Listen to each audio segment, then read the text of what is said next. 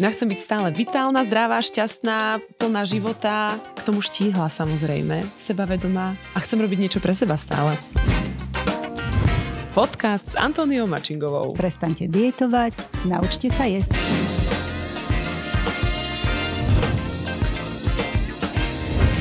Vítam vás pri dnešnom podcaste o a s Antóniou Mačingovou. Dobrý deň. Dobrý deň. A dali sme mu názov Jesť normálne. A teraz čo to znamená a čo to je? O tom sa budem rozprávať s autorkou 28-dňového harmonizačného programu stravovania a knižných publikácií Najeste sa do štíhlosti. No a 28 dní, takmer mesiac. No ale po nich príde ďalšie mesiace v roku, ktoré treba dodržiať, 11, a potom roku príde ďalší rok a s trochou šťastia ďalší rok. Vydržíme to? A vlastne, kedy začneme jesť opäť normálne? To možno teda napadne nejednému z nás, ako si udržať návyky, ktoré sme sa za ten rok naučili. To sa opýtame v nasledujúcich minútach už samotnej Antónie. Tak poďme na to, kedy sa môžeme potom najesť normálne. Tak pre mňa je normálne to, čo robím. Viete, že pre mňa je normálne toto stravovanie, ktoré ja odporúčam a ja som jeho výsledkom tohto stravovania, takže každý si môže uvedomiť svoju zodpovednosť za to, ako vyzerá, ako sa cíti. Vlastne to sú výsledky ich vlastných rozhodnutí. Hej? Čiže pokiaľ je pre niekoho jedlo normálne a takto sa stravuje a je s tým spokojný, nie je čo riešiť. Ale ako náhle sa stravujete normálne a máte problém, tak je potrebné niečo zmeniť a je potrebné sa niečo naučiť a začať robiť veci inak. Tam možno naozaj tá zmena niekedy prichádza náročne, aj keď sa človek rozhodne. My sa bavíme teraz o tej udržateľnosti, o udržateľnosti Mačingovej prístupu. A aké sú skúsenosti? Je to udržateľné pre ženy? A aj pre mužov, ktorí vlastne sa rozhodnú teda na to celé nabehnúť? Áno, samozrejme je aj veľa mužov, ktorí sa takto stravujú, sú rodiny, ktoré sa takto stravujú, páry, čiže nevidím v tom problém a je to naozaj o tom, že buď to máte nejakú motiváciu takú, že zdravotný stav, a tá je asi silná, nie? Tá je najsilnejšia, ja si myslím. A vlastne tým pádom, keď týmto stravovaním docielite určitý komfort, že teda sa zbavíte liekov, zbavíte sa problémov, tak ja si myslím, že človek by bol veľmi, ako to mám nazvať, veľmi by išiel sám proti sebe, keby sa vrátil do toho, čo mu predtým robilo problém. Čiže v podstate je to stále len o tom, o fantázii a ako sme spomínali minule, že pokiaľ sa ženy naučia, oni samé pochopia ten celý princíp a začnú si tvoriť svoje vlastné recepty, ktoré budú chutiť nie len im, ale budú chutiť celej rodine, tak v podstate ja nevidím dôvod, aby sa oni vrátili k tomu, čo robí problém. Lebo viete, ja častokrát vysvetľujem ženám, ktoré tvrdia, že musia variť pre seba inakšie, pre rodinu inakšie, tak stále som hovorila, seba idete dať do poriadku a s členom svojej rodiny varíte tak, ako ste varili predtým a ako ste si vytvorili vy problém. Hovorím, o niekoľko rokov budú riešiť presne to isté, čo vy riešite. Tak keď sa dávate do poriadku, tak skúste ponúkať tieto jedlá aj svojej rodine a nemusí to byť hneď od začiatku tak, ako to robíte vy, ale dávajte tieto jedlá len ako prílohu, aby teda to mali zaradené k tomu bežnému svojmu stravovaniu, ale aby zistili, že existuje aj brokolica, že existuje aj fazulové struky, že existujú a hlavne, že existuje cvikla,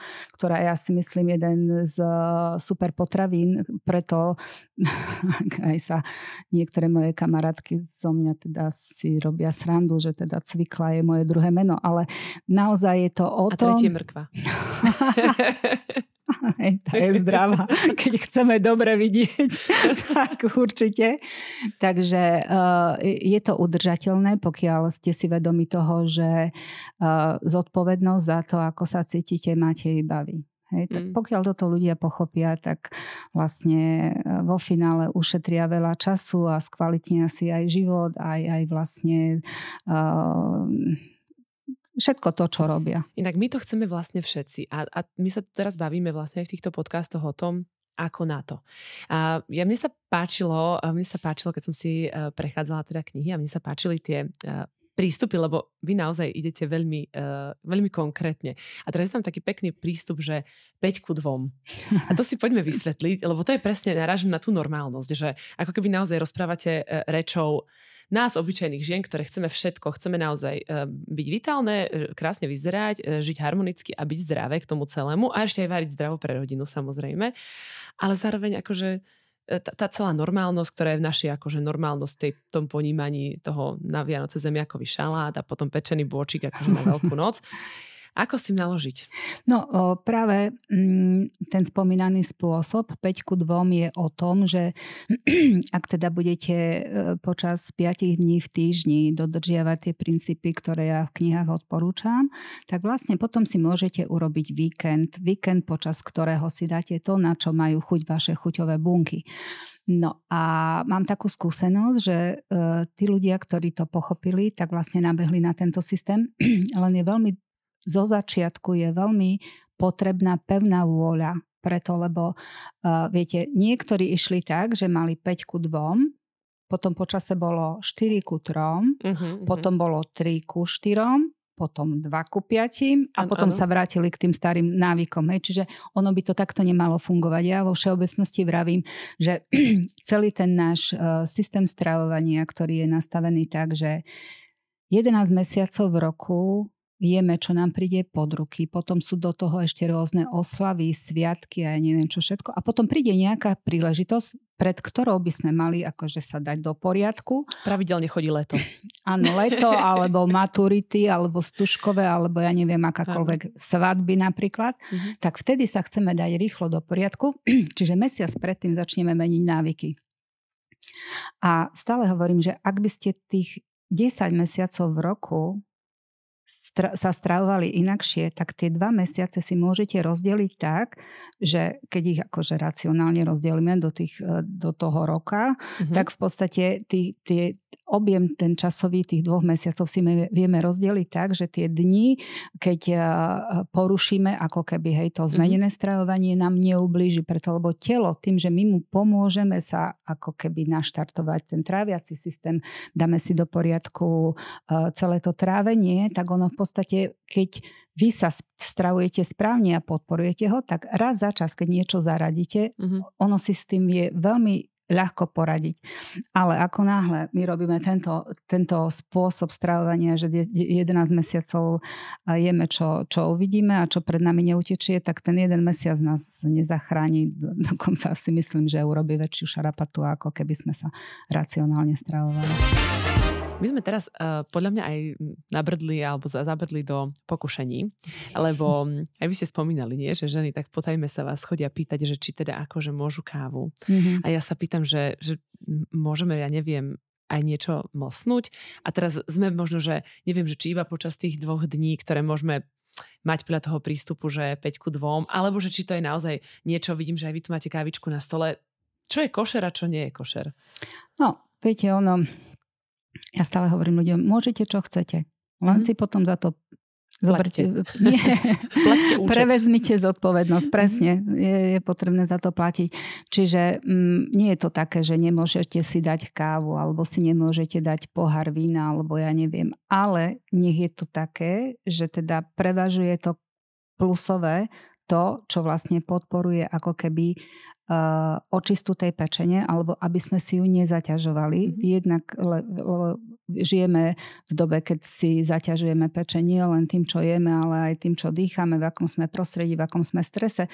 My si zaťažujeme tento organizmus. Čiže jedlo je jedno také, ktoré my vieme ovplyvniť okamžite. Nemôžete zmeniť vzduch, nemôžete zmeniť zo dňa na deň, ja neviem, šéfa, ale môžete zmeniť jednak svoj prístup k tomu šéfovi, ale hlavne, čo môžete ovplyvniť na 100%, je to, čo budete dávať tomu svojmu telu. Čiže ak tam v tom stravovaní bude prevažovať to pozitívne, to znamená, že budete prijímať tie správne makro- a mikronutrienty, tak ja si myslím, že nie je problém žiadne výčitky nemusíte mať, keď si dáte, ja neviem, kúsok alebo 2 kusky alebo pol čokolády. Ale... A keď už čokoláda tak tmavá? No určite taká tá s tým obsahom kaká čo najvyšším taká tá 70-ka z čili alebo s malinami. Áno. Tak a keď už víno, tak biele alebo červené? Je to individuálne a veľmi veľa závisí aj od zdravotného stavu, lebo keď sú tam rôzne intolerancie, tak vlastne vy musíte vedieť, že či môžete si tie intolerancie podporiť a zhoršiť, alebo už tým výberom, že čo si dáte, ale vo všeobecnosti sa hovorí, že napríklad ženy nevedia tráviť alkohol. Ako by tvrdý alkohol? Nie, aj víno. Dakedy je tvrdý alkohol prospešnejší ako napríklad víno, ale to je zasa len od človeka. Hej, to závisí od toho,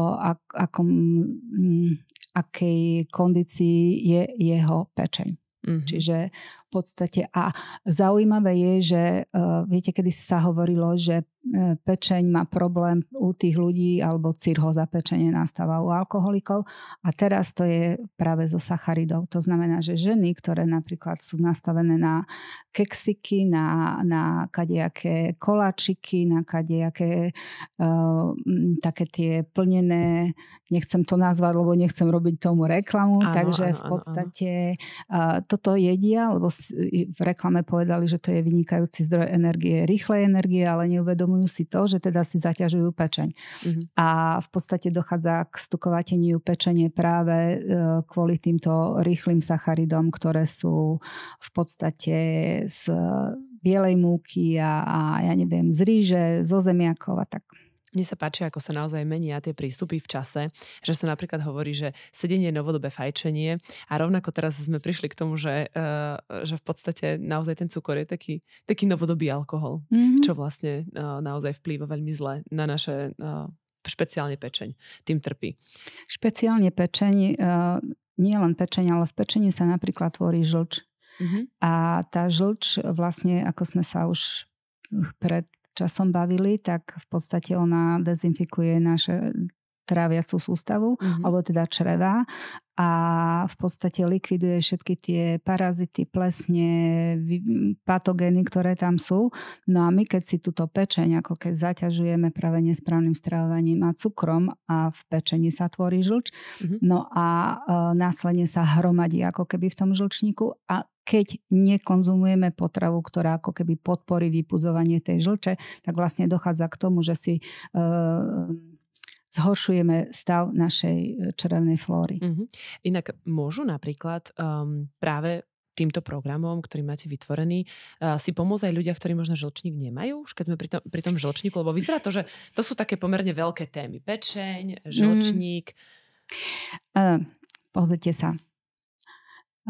Tým, že nemáme žlčník, čo je strašne veľmi veľký problém to je preto, lebo mali by sme predchádzať tomu, aby sme prišli o ten žlčník a čo je horšie, teraz som už počula o prípadoch, že tie žlčníky operujú aj malým deťom, 5-6 ročným, tak vlastne napriek tomu, že teda ten žlčník je vybratý a tie žlčové, alebo teda tie cesty tam sú, cez ktoré tá žlč preteká ako keby do traviaceho traktu. A pokiaľ my nezmeníme náš spôsob stravovania, tak aj tie kanáliky, cez ktoré tá žlč preteká, tak vlastne môže dojsť k tomu, že sa nejakým spôsobom zapália alebo sa tam vytvoria kamienky. Čiže nie je riešením nechať si vyoperovať žlčník, riešením je meniť stravovacie návyky, preto lebo, ako sme to už spomínali, pokiaľ môžete robiť čokoľvek, ale pokiaľ nemáte ten tráviaci trakt v poriadku, tak čokoľvek zjete alebo kúpite si najdrahšie prípravky, tak nezaberú preto, lebo sa nevstrebajú. Nevstrebajú, proste to črevo na to nie je pripravené. A opäť sme pri návykoch, pri tom, že sa to učíme a snažíme sa to udržať a dodržať. Mne sa celkom páči to, že existuje aj celkom početná facebooková skupina a v tej facebookovej skupine mám za to, že to funguje aj ako podporná skupina pre ženy, lebo to je veľakrát to, že nachádzame niekoho, kto je v tom spolu s nami, kto nás to možno podporí a my už keď sa nám nechce, tak nás troška potiahne. Funguje to dobre? A kde sa vlastne ľudia môžu možno pripojiť do tejto skupiny? Na Facebooku volá sa to oficiálna skupina Harmonické stravovanie. No a áno, je to o podpore vzájomnej, len veľa žien si to mýli so skupinou, kde si získajú recepty rôzne. Rozumiem. A oni ich aj získajú, predpokladám. No, získajú ich, ale viete, pokiaľ nezmeníte systém stravovania, pokiaľ nezmeníte princíp skladania toho jedálnička, tak občasné zaradenie nejakého zdravého receptu nič nezmení. Nič. To znamená, že smerujem tie ženy k tomu, aby pochopili to, že potrebujú urobiť zmenu v sebe a zmenu v tom, čo jedia a ako to jedia, kedy to jedia, čo je veľmi dôležité preto, lebo viete, sú ľudia, ktorí trebárs neraňajkujú a sú ľudia, ktorí majú celý ten stravovací alebo deň a stravovanie rozhádzané a toto nerobí práve dobre našim orgánom. Čiže ja by som odporúčala, aby sa ľudia naučili jesť pravidelne. 3-krát za deň. A pravidelne znamená v určitých časoch? Ja neviem, raňajkujem o 8, obedujem zhruba medzi 12:01, večeriam, kedy najneskôr? To ma celkom ináč zaujíma teda, že? No, sú rôzne teórie a v podstate každý, kto má niečo vyskúšané, tak tvrdí, že toto je to najsprávnejšie. Preto hovorím, že človek by mal počúvať sám seba. A po čom sa cíti dobre. Môj systém, alebo ja mám overené to, alebo vyskúšané sama na sebe a veľmi dobre to u mňa účinkuje, že teda ja ráno po prebudení už roky odporúčam vypiť pohár 2 prevarenej čo najteplejšej vody, preto lebo jednak po celej noci tie naše orgány potrebujú nejakú tekutinu a hlavne potrebujú sa premiť.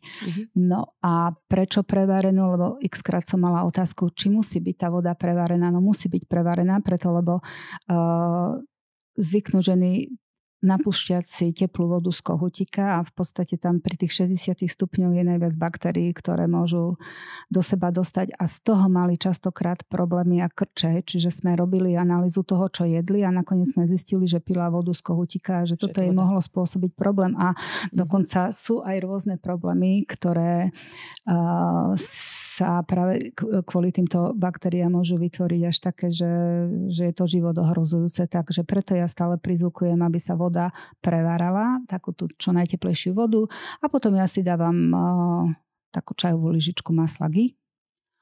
A normálne takto na lyžičku a šups do pusy. Áno, čajovú lyžičku, masla ghee, alebo môžete olivový olej. Je to vynikajúce a hlavne ono tam má ten účel, že v podstate, ako som už spomínala, tú pečeň a ten žlčník, tak počas noci sa plní žlčník.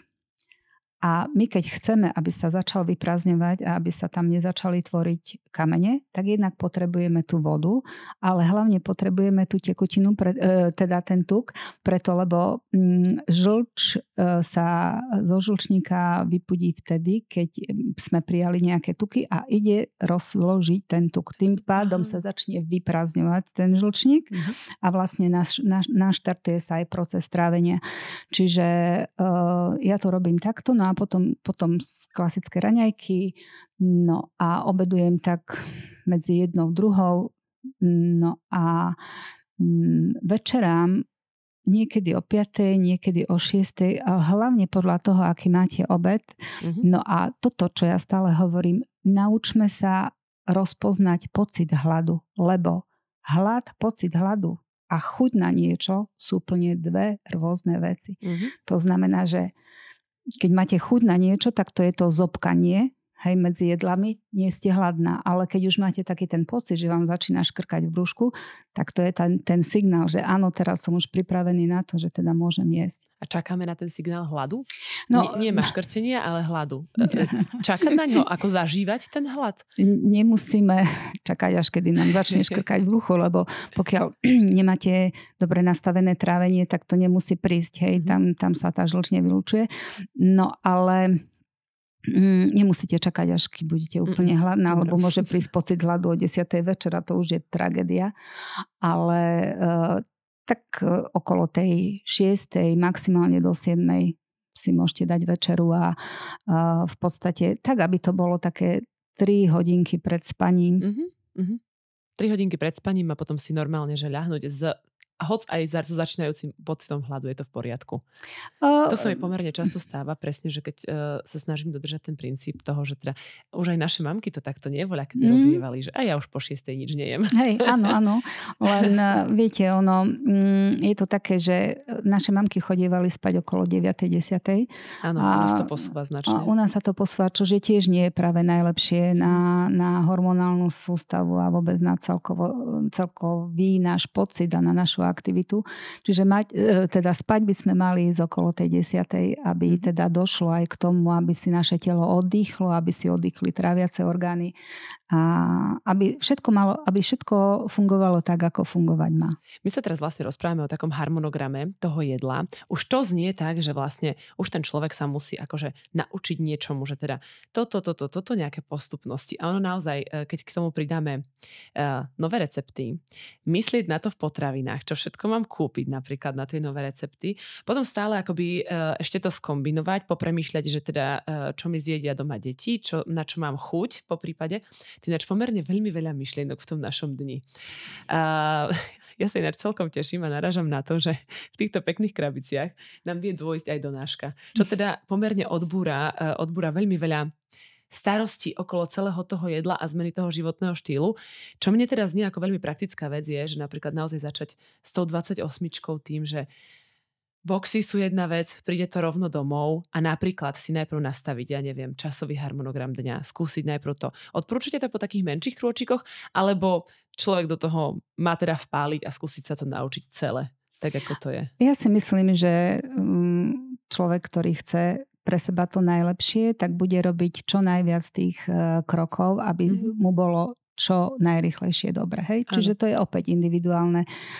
Každý musí poznať sám seba, aby vedel, ako bude reagovať. Hlavné je, že teda začneme nejakú zmenu a tie ostatné zmeny prídu úplne logicky, prídu postupne. Ono sa to už bude proste takto pekne nadväzovať. Ešte sa opýtam, pretože máme ešte jednu takú praktickú vec a to je, že schodíková metóda. Áno. to je čo? Schodíkovú metódu. Kedysi, keď som vysvetľovala ľuďom vlastne ako funguje ten jojo efekt, že teda ženy, keď držia rôzne diety, ktoré sú plne iracionálne, hlavne také tie ovocné a tie rôzne monodiety, ktoré tieto zaťažujú trávenie, ovocie zaťažuje trávenie, ale oni vidia na sebe, že teda strácajú váhu a idú dole na váhe.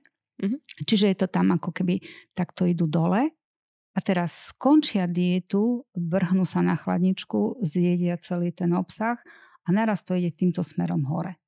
Hej, čiže ja som vysvetľovala, že pokiaľ sa chcú dopracovať k takému výsledku, aby boli spokojné trvale, aby boli spokojné, aby ten výsledok ostal čo najdlhšie, tak vlastne my sa k tejto váhe, alebo ľudia, ktorí majú problém s váhou, tak sa dopracujú týmto spôsobom, že idú ako keby takouto schodíkovou metodou, že teda toto je 28, ten schodík sú 3 mesiace, kedy oni dodržujú určité princípy, ktoré ja v knihách popisujem.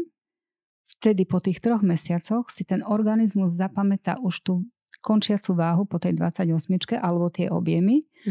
A tu už keď sme sa ustálili v tej váhe aj v tých objemoch, tak môžeme zase zopakovať tú 28, ktorá nám pomôže opäť pri redukcii ďalších ako keby kilogramov, alebo nám pomôže opätovne naštartovať činnosť práve tej pečene, žlčníka, pankreasu, preto lebo všetky tieto vnútorné orgány sú prepojené. Keď nefunguje pečeň a nefunguje žlčník, tak samozrejme aj ten pankreas vylučuje menej tých enzymov. To znamená, že týmto spôsobom, takouto schodíkovou metodou sa dostaneme na určitú váhu, s ktorou sme spokojní, alebo na určitú konfekčnú veľkosť, s ktorou sme spokojné. A tým pádom nedojde k takému tomu rýchlemu nárastu, k takej tej fajke. Viete, že rýchlo som schudla, rýchlo som pribrala. Čiže o tomto je tá moja schodíková metóda, že postupne, a preto aj hovorím, že ženy, ktoré majú problém a ktoré majú vlastne problém s tou váhou, tak mali by týmto spôsobom pracovať s týmto diárom, že idú tú 28, prejdú si tie 3 mesiace a tak naučia sa jesť. A my sa bavíme teda o tom, že počas tých 28 dní, ako už keby sme sa chceli veľmi baviť o tom chudnutí, počas 28 dní je možné tých 6 až 8 kg zhodiť. Samozrejme, nehovoriac o centimetroch, pretože práve tie centimetre sú dôležitejšie, oveľa viac ako tá váha, lebo vieme, že teda svaly vážia viac ako tuk a je to také klamlivé, keď sa pozeráme iba na čísla na váhe. Takže vlastne keď mi to tak vychádza, kebyže 3-krát za rok mám 28, tak to je celkom značný úbytok. A je to také kontinuálne? Viete čo, ale ono to neplatí u každého. Preto, lebo v prvom rade táto strava dáva do poriadku to trávenie. Ja som mala častokrát prípady, keď mi písali ženy, ja som schudla iba 1 kilogram, ale upravilo sa mi trávenie, ale upravil sa mi ten problém. Čiže oni neberú tú zmenu strávania prospešnú v tom, že sa im zdravie upravilo, ale sledujú tak fanaticky sledujú tú váhu, že teda si neuvedomujú, že prednostne to ich telo začalo riešiť ten problém, ktorý oni mali. Hej? Čiže je to o tom, že tiež si musí tá žena uvedomiť, koľko diét má za sebou, ako sa stravovala, aký má deficit tých nutrientov, o ktorých sme sa bavili, ktoré sú veľmi dôležité na to, aby sa metabolizoval tuk. Čiže v podstate je to veľmi individuálne, lebo keď si zoberieme, že treba ženy, ktoré to držia v kanceláriách, túto stravu a každá jedna má úplne iný výsledok, tak oni, keď si zrevidujú to svoje predchádzajúce stravovanie, tak zistia, že niektorá častokrát dietovala, niektorá nedietovala. Proste je to veľmi individuálne, ako to stravovanie zaúčinkuje práve na to naše trávenie, ktoré následne môže naštartovať aj metabolizáciu tuku. Ja si dovolím na záver toho dnešného nášho podcastu pripojiť aj jednu referenciu, ktorú napísala Máťa a tá písala teda, že je šťastná, že nabehla na túto stravu, pretože dnes som bola po roku na kontrole so štítnou žľazou a doktorka bola zo mňa úplne v šoku, že sa moje hodnoty úplne zmenili na vynikajúce a vysadila mi lieky na skúšku. Za pár mesiacov aj bylinky a touto stravou je to naozaj pecka. Cítim sa výborne. Ďakujem za pomoc. Áno. Takže tam bol primárne ten zdravotný problém. Áno, a presne je to o tom, že tou stravou si dala do poriadku pečeň a v podstate, ako vieme, pečeň je prepojená so štítnou žľazou, lebo hormóny sa tvoria v pečení, takže vlastne aj naštartovanie tej štítnej žľazy je vďaka tomu, že teda zmenila to stravovanie. Tak v závere snáď poprajme všetkým, ktorí naštartovali zmenu, aby pri nej aj vydržali a aby naozaj hľadali presne tie podpory, ktoré sú dostupné, hľadali všetky možnosti, ktoré sú dostupné. Ak máte problém variť, vyriešia to krabičky a donáška. Ak máte problém, že hľadáte komunitu, vyrieši to facebooková skupina a naozaj zostať pri tom, my vravíme, že po tom roku by to malo byť také, že naozaj už tie návyky mali byť ustálené a je tam väčšia šanca, že sa to udrží. Návyky a hlavne naučia sa inak variť, lebo stále opakujem to isté, že my nededíme choroby, dedíme návyky, dedíme maminu kuchyňu. A to, čo teda riešila naša mama a keď sa my naučíme takto variť, ako varila ona, je logické, že tie isté problémy zdravotné, na ktoré máme predispozície, my iba podporíme. Ako náhle začneme variť inakšie, ako varila naša mama, tak je šanca, že teda budeme aj inakšie vyzerať, aj sa inakšie cítiť. Ďakujeme veľmi pekne.